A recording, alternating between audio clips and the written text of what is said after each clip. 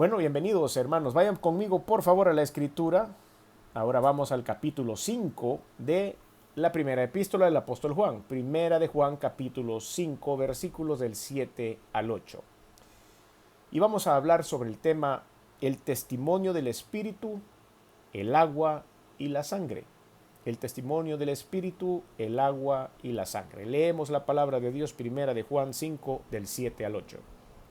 Porque tres son los que dan testimonio en el cielo: el Padre, el Verbo y el Espíritu Santo. Y estos tres son uno. Y tres son los que dan testimonio en la tierra: el Espíritu, el agua y la sangre. Y estos tres concuerdan. Esta porción de la escritura, estos dos versículos en esta epístola, son por demás difíciles de interpretar. Muchos teólogos han tenido momentos difíciles queriendo explicar línea por línea lo que estos dos versículos significan y han invertido muchas horas tratando de descubrir qué es lo que aquí se quiere decir. En esta epístola Juan explicó este detalle y él lo enfatizó en su evangelio también, en el evangelio según San Juan, y esta epístola el apóstol volvió a la escena que dijo: este es Jesucristo que vino mediante agua y sangre.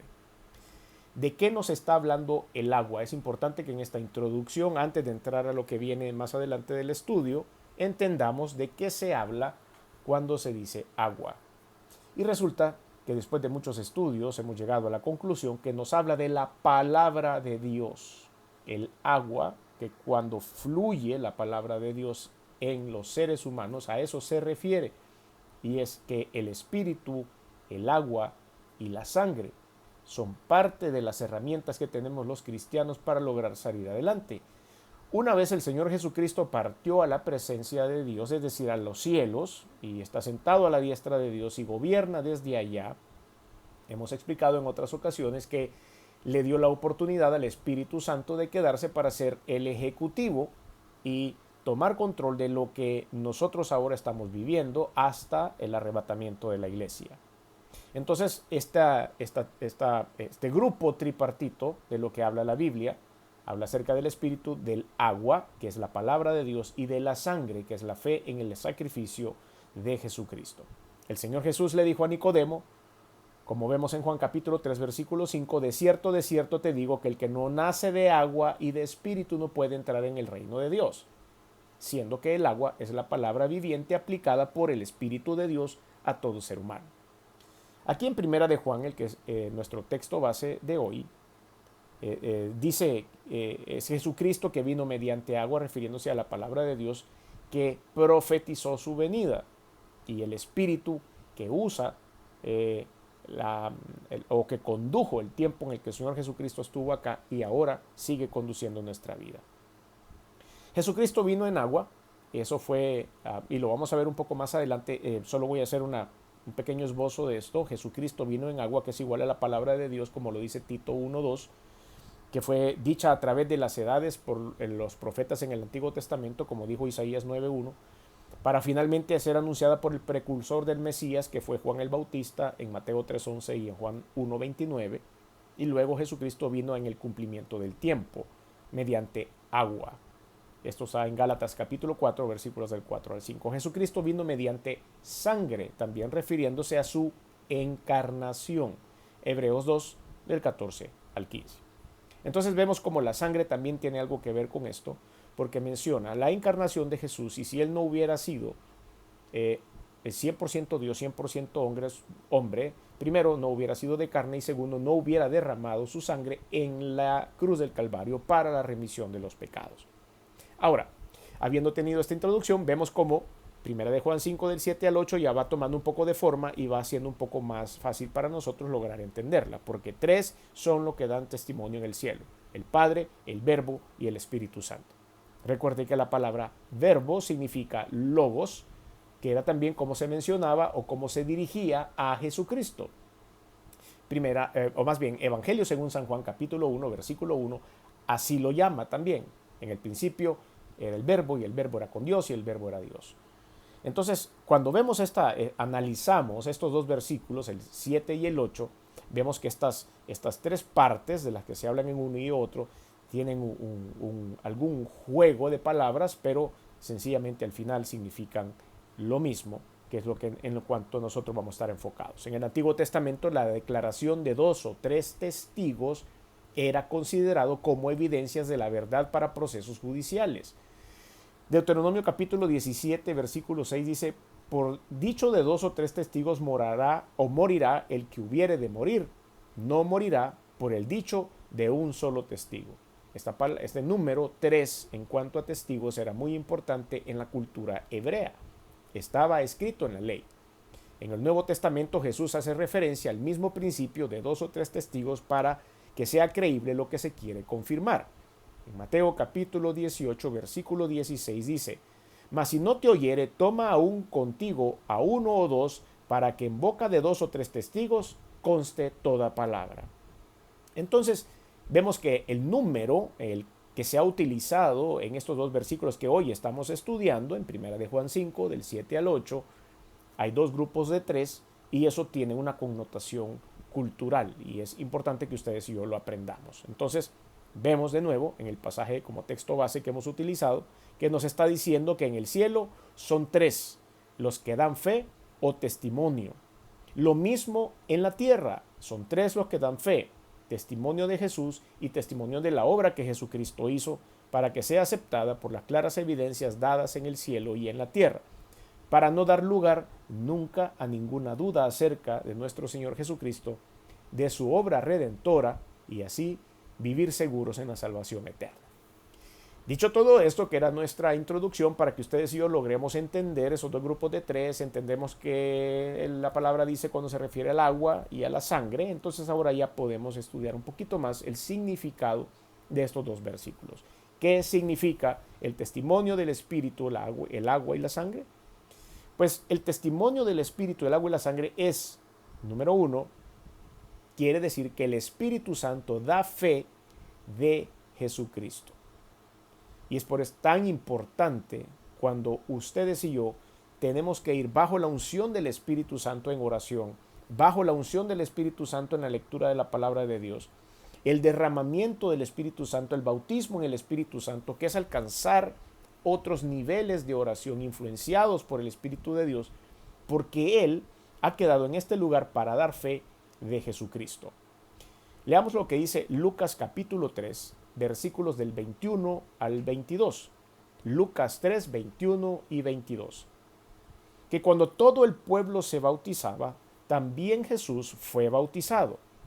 Y orando, el cielo se abrió y descendió el Espíritu Santo sobre él en forma corporal, como paloma. Y vino una voz del cielo que decía: tú eres mi Hijo amado, en ti tengo complacencia. Esa manifestación gloriosa del Espíritu de Dios se posó sobre el escogido. Él llegó y se posó sobre la cabeza de Jesús y este es el escogido. Entonces, el Espíritu de Dios en los inicios del ministerio de Jesucristo ya había dado fe y testimonio de que Él era la persona correcta, de que Él era el escogido, de que Él era el Hijo de Dios para efectuar todo lo que iba a suceder más adelante. Entonces vemos que el Espíritu Santo da fe. Jesús, como hombre, fue lleno del Espíritu Santo. Jesús, como hombre, su parte 100% humana, fue llena del Espíritu. Veamos lo que dice Lucas capítulo 4, versículo 1 para respaldar esta sentencia. Jesús, lleno del Espíritu Santo, volvió del Jordán y fue llevado por el Espíritu al desierto. Fue lleno del Espíritu Santo cuando volvió del Jordán. Estamos hablando acerca de la misma idea del bautismo del Señor Jesucristo cuando cae o cuando se posa la paloma sobre su cabeza.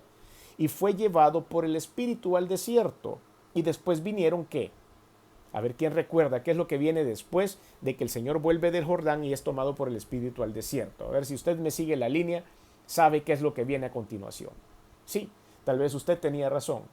La gran tentación de Jesucristo, las 3 tentaciones que Satanás le lanzó a Jesucristo cuando él estaba en ayuno en el desierto y había sido tomado por el Espíritu de Dios para ser llevado ahí. Después de haber estado en comunión con el Espíritu Santo en todo ese tiempo de ayuno, vino Satanás y lo tentó y por supuesto todos ustedes saben la victoria de Jesucristo en esa tentación. Dijo 3 veces no y contestó 3 veces con la palabra de Dios. Pues es exactamente esto lo que nosotros buscamos. Por eso primera de Juan 5, de 7 al 8 es la que estamos estudiando hoy, porque ustedes y yo necesitamos la misma receta. Siendo Jesús como hombre, fue lleno del Espíritu Santo. Es necesario que ustedes y yo lo busquemos también. Número 2. Jesús como hombre hizo todo en el poder del Espíritu Santo. Jesús, su parte hombre, hizo todo en el poder del Espíritu Santo. Sabemos que Jesús era Dios, o es Dios, debo decirlo de esa forma. Jesús es Dios, 100% Dios, 100% hombre, y él tenía todos los poderes divinos dados en ese momento. Pero su parte humana necesitaba la influencia del poder divino para poder ejecutar. Y entonces vemos cómo Jesús, hecho hombre, hizo todo en el poder del Espíritu Santo.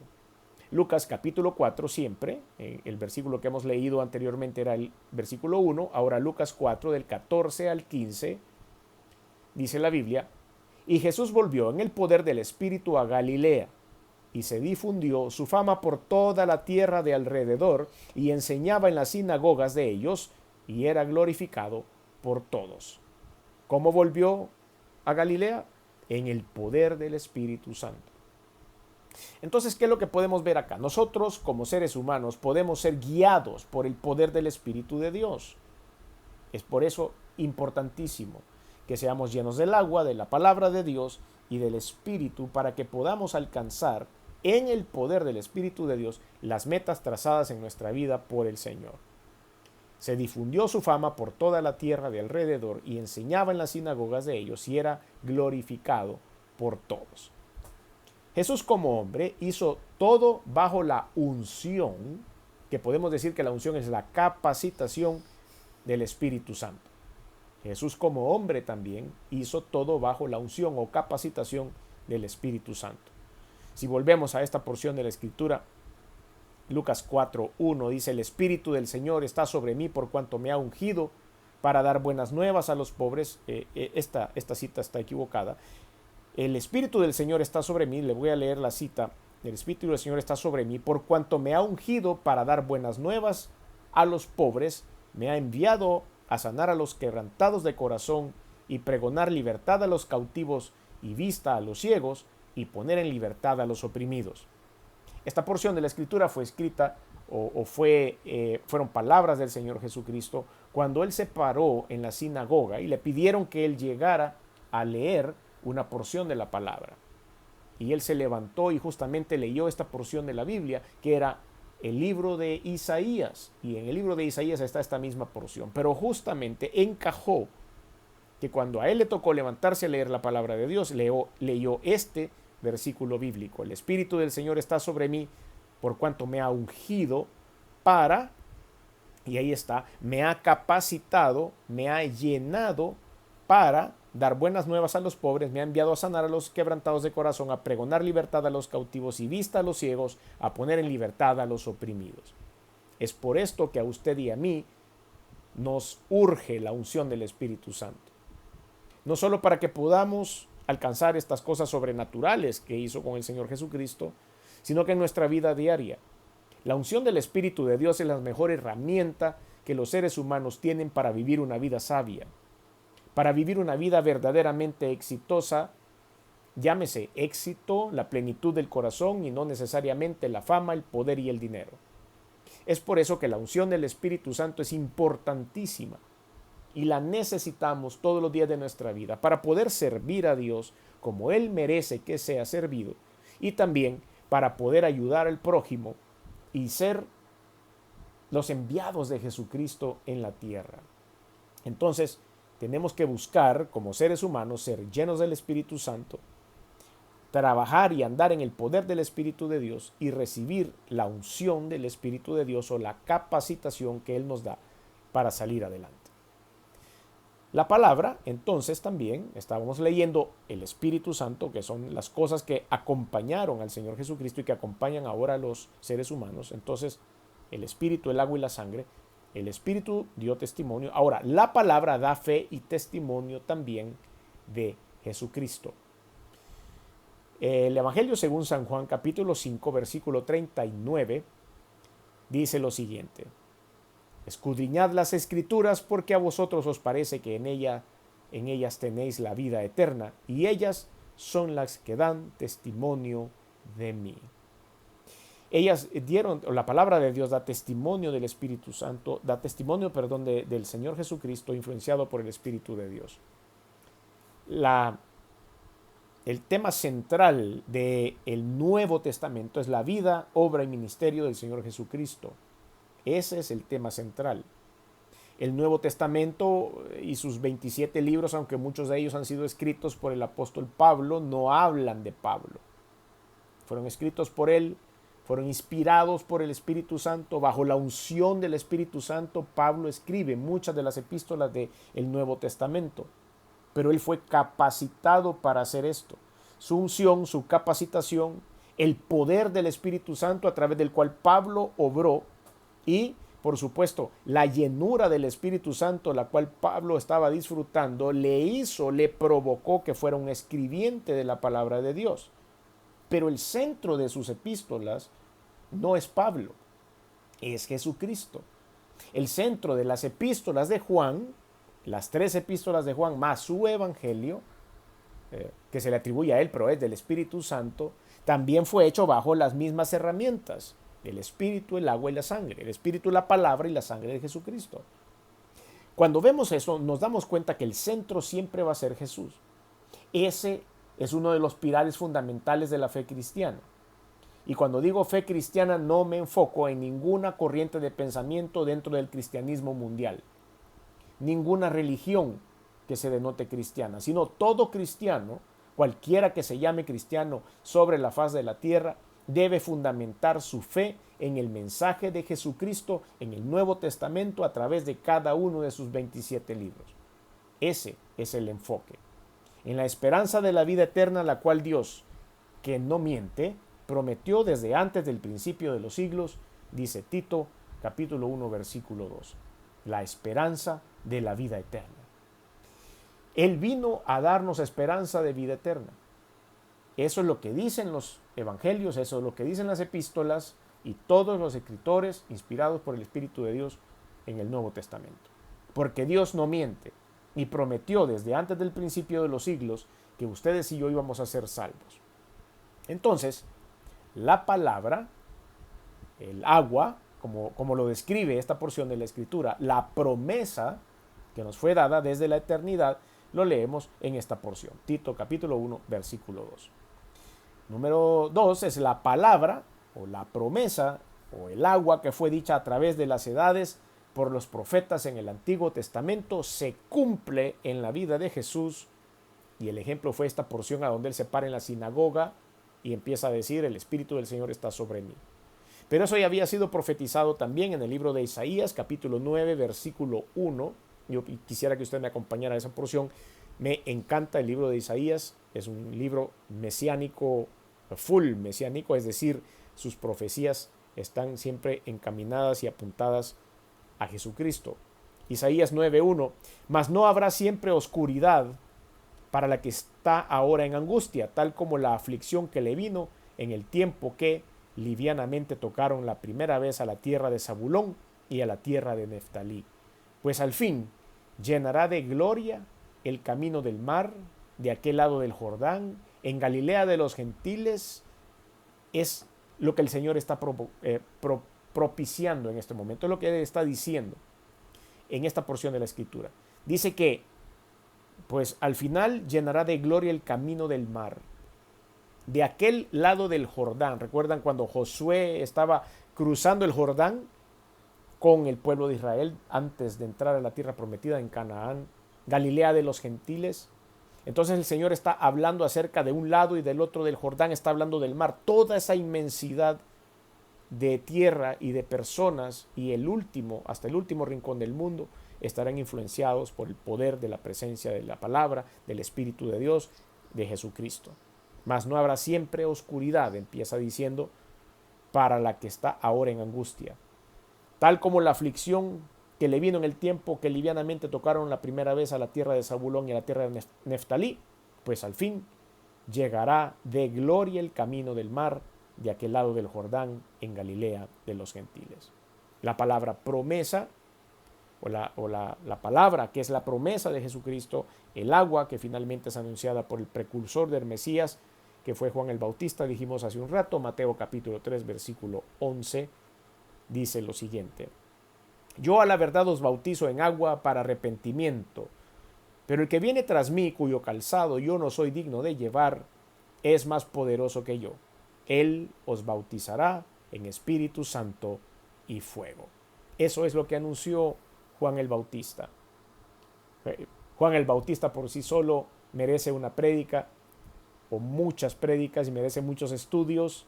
Es un personaje importante de la Escritura, utilizado por Dios, usado por Dios, impactado por Dios, y resulta que era pariente en la parte humana de Jesucristo, y su muerte fue dolorosa, imagino, para el Señor Jesús. Recuerden que él fue decapitado a través de una promesa que le hizo el emperador a su esposa, y la esposa había pedido la cabeza de Juan cuando Juan estaba preso en ese momento, y se la llevaron en un azafate, y el Señor Jesucristo se dio cuenta de eso, y usted puede leer la historia, y ahí vemos cómo el Señor era sensible también. El Señor Jesús era sensible porque él, en ese momento, cuando se entera de la historia de lo que había sucedido con su primo, decide retirarse a orar.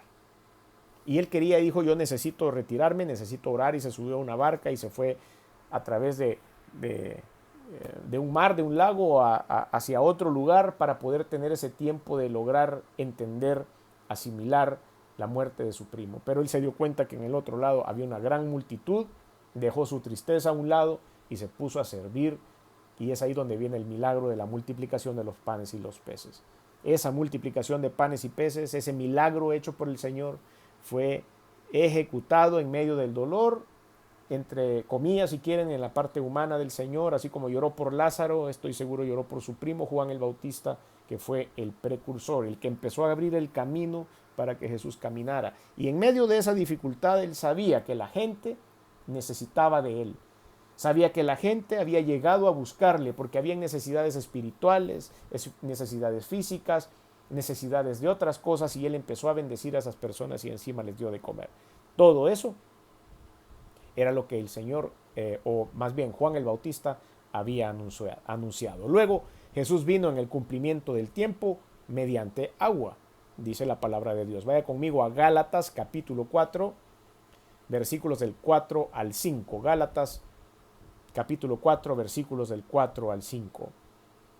Pero cuando vino el cumplimiento del tiempo, Dios envió a su Hijo, nacido de mujer y nacido bajo la ley, para que redimiese a los que estaban bajo la ley, a fin de que recibiésemos la adopción de hijos.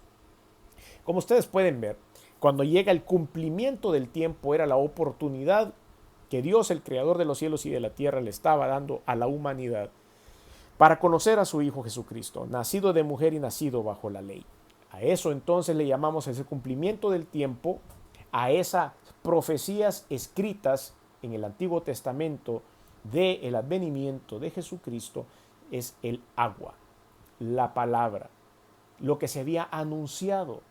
Ese era el cumplimiento del tiempo de las profecías que se cumplían en la vida y obra de Jesucristo. Ahora nos vamos con la tercera parte, la sangre. La sangre da fe y testimonio de Jesucristo, al igual que las otras dos cosas que ya hemos platicado. La palabra, por supuesto, y también el Espíritu Santo. Ustedes y yo, como decía la Escritura, tenemos tres testigos, decía el Padre, el Verbo y el Espíritu Santo, como se usaba en Deuteronomio, en la ley. Necesitamos tres testigos, y tres testigos están en el cielo, pendientes de que todo lo que se está haciendo en el mundo, en esta tierra, esté correctamente ejecutado. Y en esta tierra Dios nos está dando tres herramientas para cumplir esto: el Espíritu Santo, la palabra, que es el agua, y la sangre, que es la encarnación de Jesucristo. Veamos lo que dice Hebreos capítulo 2, versículos 14 y 15. Hebreos capítulo 2, versículos 14 y 15. Así que, por cuanto los hijos participaron de carne y sangre, él también participó de lo mismo, para destruir por medio de la muerte al que tenía el imperio de la muerte, esto es, al diablo, y librar a todos los que por el temor de la muerte estaban durante toda la vida sujetos a servidumbre. El temor. Satanás siempre nos quiere meter temores acerca de la muerte. Satanás siempre nos quiere meter la duda de qué va a pasar después de morir, cómo vamos a morir, etcétera, etcétera. Y eso nos lleva en algún momento a temer la muerte. Pero cuando vino el Señor Jesucristo y habló acerca del más allá, si usted lo quiere poner de esa forma, de qué es lo que vamos a ir a hacer después de morir, hacia dónde vamos después de morir, que está ampliamente explicado en la Biblia, ¿en la qué? En el agua que nos quita la sed, en la palabra de Dios. Está escrito y detallado qué es lo que va a pasar con nosotros después de morir. No es necesario ir a libros esotéricos, no es necesario que vayamos a lugares para que nos lean las cartas, no es necesario que vayamos a todo ese tipo de cosas fraudulentas y maquinaciones satánicas que le meten miedo a uno porque no saben a dónde va a ir a parar. Es necesario únicamente que usted lea la palabra de Dios y que ahí está descrito con toda perfección el lugar en donde usted y yo vamos a ir a pasar la eternidad. Y eso gracias a la encarnación de Jesucristo. Su sangre derramada en la cruz nos da esa oportunidad. Leo de nuevo Hebreos 2, 14 y 15. Así que por cuanto los hijos participaron de carne y sangre, él también participó de lo mismo, para destruir por medio de la muerte el que tenía el imperio de la muerte, esto es, el diablo, y librar a todos los que por el temor de la muerte estaban durante toda la vida sujetos a servidumbre. Entonces, la encarnación de Jesucristo fue el cumplimiento de todas las promesas, la palabra agua, en el tiempo perfecto, el cumplimiento de las profecías y el cumplimiento de las promesas. Recuerden que en el Antiguo Testamento, por supuesto, teníamos profecía de algo que iba a suceder. Ahora ustedes y yo tenemos una fe en el pasado, en lo que sucedió en la cruz del Calvario. Recuerde siempre esto. Cuando las profecías, cuando usted lea el Antiguo Testamento, hablan acerca de algo que está en el futuro, ese futuro se cumplió en la presencia, en la persona de Jesucristo y en el sacrificio en la cruz. Pero ahora nosotros vemos hacia atrás, sacrificio en la cruz. Y ya se cumplen promesas, ya no se cumplen profecías porque las profecías están cumplidas, pero las promesas del Señor Jesucristo dadas para todos nosotros son las que se empiezan a cumplir y se leen ¿a dónde? En la palabra o en el agua, en el tiempo perfecto serán cumplidas. La encarnación de Jesús fue necesaria para que Él pudiese ofrecerse como la ofrenda perfecta para darnos salvación y vida eterna. Es necesario que nosotros comprendamos esto. El propósito entonces del testimonio del Espíritu, del agua y de la sangre es lo que vamos a estudiar a continuación. El texto base que hemos utilizado dice: y tres son los que dan testimonio en la tierra, el Espíritu, el agua y la sangre, y estos tres concuerdan. En el original griego, y estos tres concuerdan, quiere decir son por una cosa. Es decir, para llevarnos a la fe en el Señor Jesucristo, en el Hijo de Dios encarnado.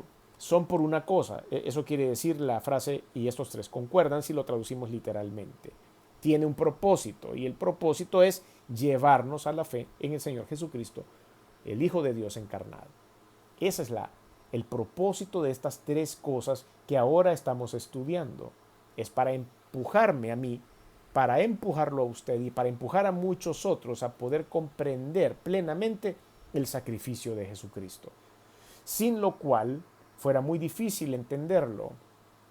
Para aquellas personas que no son personas de fe, que no son muy asiduas a ir a la iglesia, que no son muy asiduas a leer la palabra de Dios, hay ciertas cosas que no han llegado a comprender, porque no han permitido que el Espíritu, el agua y la sangre puedan manejar todo el potencial que hay dentro de un ser humano. Y es por eso que deben concordar todas estas cosas en nuestra vida. Es por eso que algunos nos llaman locos, fanáticos, aleluyas o lo que sea. Porque nosotros de alguna forma, con la ayuda del Espíritu de Dios, con la capacitación, con la unción del Espíritu Santo, hemos logrado encontrar los porqué a muchas cosas. Hay muchas que todavía las estamos por descubrir, muchas no las hemos aprendido aún, pero con el movimiento del Espíritu de Dios, con la palabra de Dios y con la encarnación de Jesucristo, podemos entender muchas cosas. Y esto nos da seguridad de la salvación, que es única en Jesucristo. Juan capítulo 3, versículo 16, uno de los versículos más famosos de la Biblia, porque de tal manera amó Dios al mundo que ha dado a su Hijo unigénito para que todo aquel que en él cree no se pierda, mas tenga la vida eterna. Es la esencia de todo lo que hemos estado conversando. Recuerden, ya lo he dicho en otras oportunidades, Juan capítulo 3, versículo 16 es el centro de la Biblia. Si usted quisiera explicar en unas cuantas frases lo que hay en el Nuevo Testamento, es Juan 3:16. A eso se refiere, en eso está todo enfocado. No está enfocado en la vida y obra del apóstol Juan. No está enfocado en qué tan bueno fue ese hombre. No está enfocado en lo bueno que hicieron los apóstoles. No está enfocado en la vida de Santiago. No está enfocado en la vida de Felipe y de ninguno de ellos, ni de Judas. Está enfocado en lo que hizo Jesús. Por ello, el Espíritu dio testimonio acerca del Hijo. Vaya conmigo a Lucas 4:14 al 15. Y dice la Biblia, y Jesús volvió en el poder del Espíritu a Galilea y se difundió su fama por toda la tierra alrededor. Y enseñaba en las sinagogas de ellos y era glorificado por todos. Una vez más leemos esta porción en donde vemos que Jesús fue llevado en el poder. ¿Por qué? Porque el Espíritu daba testimonio acerca del Hijo. Recuerden también que el Espíritu de Dios, que es parte de estos tres testigos y que ahora usted y yo tenemos en el cielo, están pendientes de nosotros en todo momento, y el Espíritu de Dios dentro de nuestro corazón como el Ejecutivo, también estuvo presente en la misma fundación del mundo. Génesis capítulo 1 describe cómo estaba el mundo en ese momento, cómo estaba la creación. Y el Espíritu de Dios, dice, caminaba sobre las aguas y se movía sobre las aguas y sobre la faz de la tierra en ese momento. Y sigue estando en ese lugar. El Espíritu Santo, dice Juan capítulo 14, está entre vosotros y estará en vosotros. Siempre ha estado entre nosotros, desde la creación del mundo. Así lo dictamina Génesis capítulo 1. Y sigue estando en medio de nosotros aquí. Este es el lugar a donde Él camina. Pero a través de la fe en el Señor Jesucristo y en lo que estamos viendo en la fe en la encarnación de Jesús, tenemos la oportunidad de que esté dentro de nosotros, que es la promesa que hay en Juan capítulo 14. Por ello, el agua o la palabra, la promesa, dio testimonio acerca del Hijo. Por tanto, a través de las edades, con el cumplimiento de los tiempos, nos damos cuenta de que esto es real. Hay varios versículos bíblicos para esta realidad, pero no los podemos leer todos. Tito 1:2, Génesis 3:15, Isaías 9:1, Mateo 3:11, Juan 1:29, Gálatas 4, del 4 al 5. Por ello, la sangre o la encarnación de Jesucristo da testimonio también acerca de Él. Y aquí vemos una vez más Hebreos 2, del 14 al 15. Así que por cuanto los hijos participaron de carne y sangre, también participó de lo mismo para destruir por medio de la muerte al que tenía el imperio de la muerte, que era el diablo. Vemos cómo la palabra de Dios va tratando de conjugar todo lo que hoy hemos compartido acerca de estas tres palabras. Tenemos un tiempo de participación aquí y siempre hacemos algunas interrogantes. Y esta es la primera. ¿Qué le hace sentir el hecho de que para el Señor el darle testimonio con el solo propósito de que usted venga a creer en Jesucristo y sea salvo, era tan importante para Él que nos dio testimonio por medio del Espíritu, del agua y la sangre? ¿Qué le hace sentir esto? Ahora que usted comprende que era el Espíritu, el agua y la sangre, y que todo esto fue hecho por Dios para usted, diseñado para usted, predestinado para usted, para que nadie se pierda, dice la Escritura, sino que todos vengan al arrepentimiento, y eso nos incluye a todos. ¿Qué siente?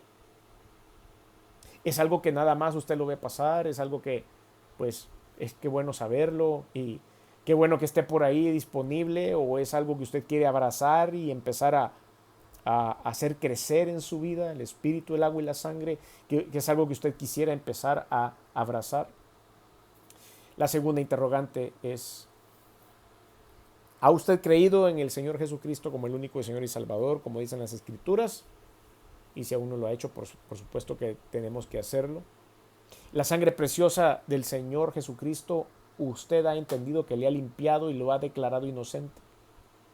Y aquí quiero hablar acerca o con aquellas personas que todavía no se han perdonado algo que pasó en sus vidas, que siguen cargando una mochila llena de culpabilidad por algo que sucedió, por un pecado, por un error en sus vidas y que eso le ha hecho tropezar 1000 veces, que no ha podido permitir la unción del Espíritu Santo, que el poder de Dios, que no ha alcanzado a niveles mayores en oración, porque siempre hay una piedra de tropiezo que le hace recordar ese pecado, ese error o cualquier cosa que haya pasado en su vida.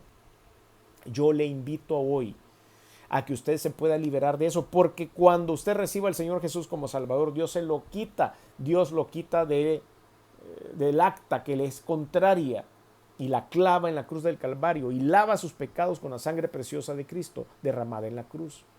Pero si usted nunca se va a quitar ese muerto de la espalda, va a vivir sin plenitud, va a vivir siempre pensando en ese muerto que lleva ahí, en esa culpabilidad que lleva, y no va a ser verdaderamente libre. Y la palabra de Dios dice que Jesucristo vino a liberar a los cautivos, así como cuando se paró en medio de la sinagoga.